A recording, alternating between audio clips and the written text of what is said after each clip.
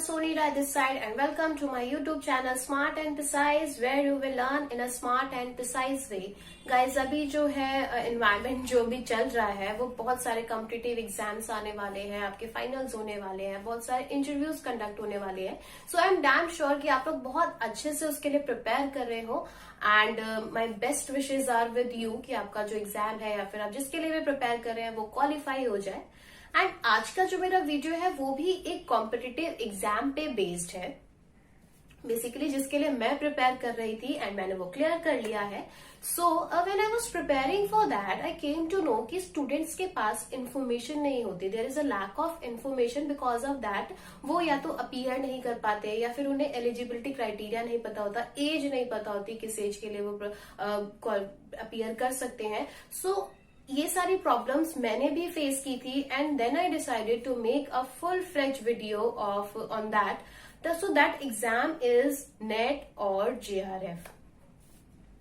Net और JRF आगे क्या होता है, एलिजिबिलिटी क्राइटेरिया क्या होते हैं, ये सारी चीजें जो है जानने के लिए मेरी पूरी वीडियो को देखें. एंड आफ्टर दैट अगर आपको कोई क्वेरी होती है इससे रिलेटेड या फिर आप कुछ और इन्फॉर्मेशन जानना चाहते हैं तो प्लीज मेरे कमेंट बॉक्स पे जरूर कमेंट कीजिए. तो चलिए स्टार्ट करते हैं. सो व्हाट इज नेट और जेआरएफ? दो students who are preparing for any competitive exams like banking and all, so उन्होंने जरूर ये वर्ड सुना होगा. बहुत ही इंटरेस्टिंग एंड बहुत ही अच्छा प्रोफेशन है ये.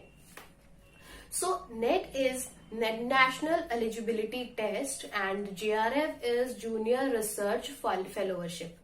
देखिए, जो स्टूडेंट्स चाहते हैं अपना करियर असिस्टेंट प्रोफेसर और लेक्चररशिप में बनाना, उनके लिए नेट जो है, नेट क्वालिफाई करना, नेशनल एलिजिबिलिटी टेस्ट क्वालिफाई करना is a minimum eligibility criteria. Minimum है and those who students who wants to be an assistant professor उनको ये क्वालिफाई करना कंपल्सरी है. Without that they do not consider as a assistant professor in any university of Delhi और any other state. ठीक है. So net जो है this is the minimum eligibility criteria for assistant professor. अब जो है बात आती है जेआरएफ क्या होता है. JRF is junior research fellowship.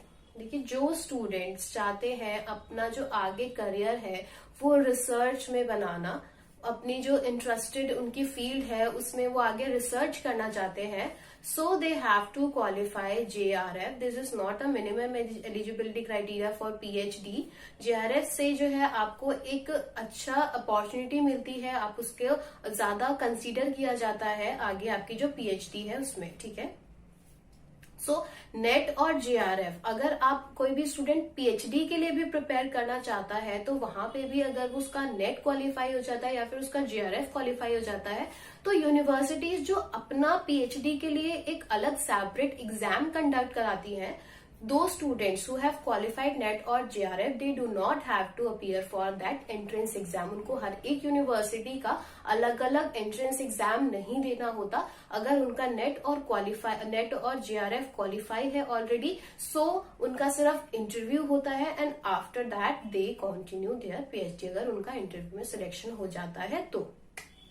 ठीक है.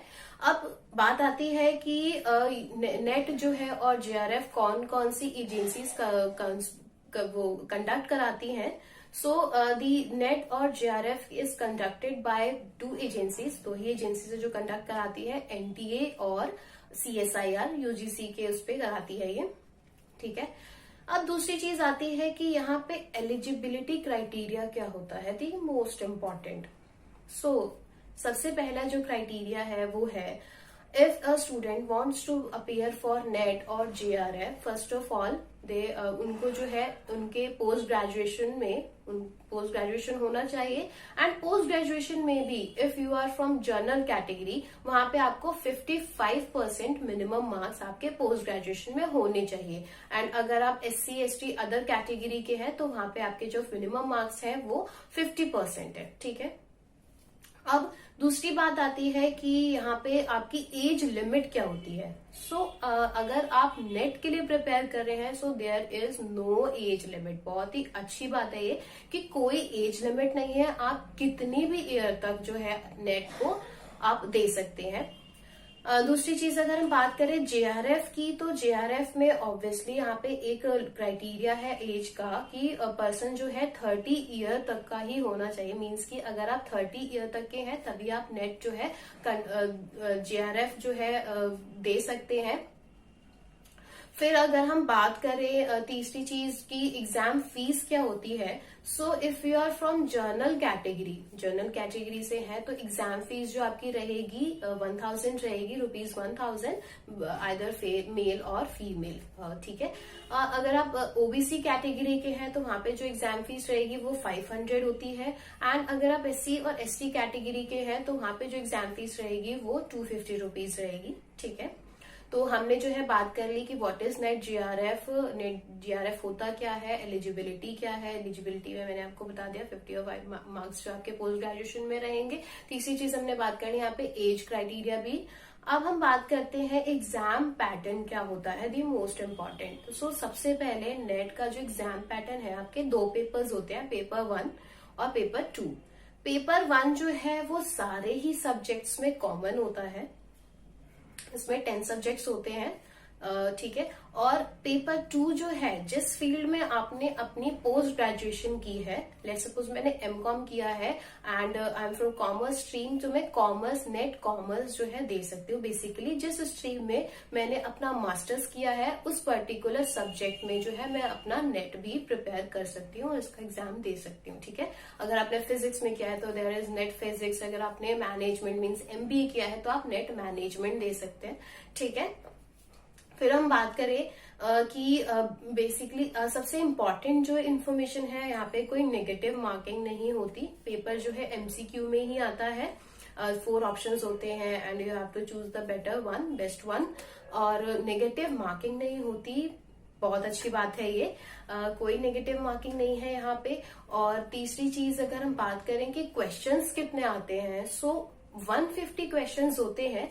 50 क्वेश्चंस जो है आपके पेपर 1 के होते हैं एंड 100 क्वेश्चंस जो होते हैं जो आपका बेसिक स्पेशलाइजेशन है जिसमें आपका मास्टर्स में, उससे आपके 100 क्वेश्चंस आते हैं। और क्वेश्चंस का जो वेटेज होता है वो 2 मार्क्स का होता है। सो बेसिकली पेपर जो है आपका वो 300 मार्क्स का होगा एंड 50 क्वेश्चंस जो होंगे वो आपके पेपर 1 के एंड 100 क्वेश्चंस जो है वो आपके पेपर 2 के होते हैं।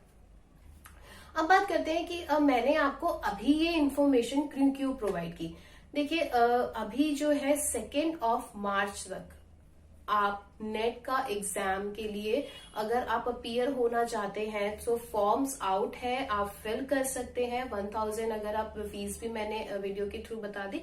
तो अगर कोई भी स्टूडेंट interested है to become a career in an assistant professor, or he or she wants to do PhD, or she wants to do university में वो लेक्चरर के लिए अप्लाई करना चाहते हैं, सो आप जो है ये फॉर्म 2 मार्च तक फिल कर सकते हैं। लास्ट डेट 2 मार्च है। एंड इन केस अगर कोई भी क्वेरी, कोई भी आपको प्रॉब्लम आती है, सो प्लीज मेरे कमेंट बॉक्स पे जरूर कमेंट करिए, I will try to answer it. And along with that आप सब्सक्राइब करना ना भूलें, बिकॉज आगे जो है मैं, अगर आप अपना करियर नेट और इसमें बनाना चाहते हैं जेआरएफ में, सो मैं इससे रिलेटेड ही अभी जब तक ये नेट का एग्जाम कंडक्ट नहीं हो जाता, मैं इससे रिलेटेड सिलेबस एंड ऑल की वीडियोस डालती रहूंगी। सो आपसे कोई अपडेट इससे रिलेटेड मिस ना हो, so please subscribe my channel, like my channel and along with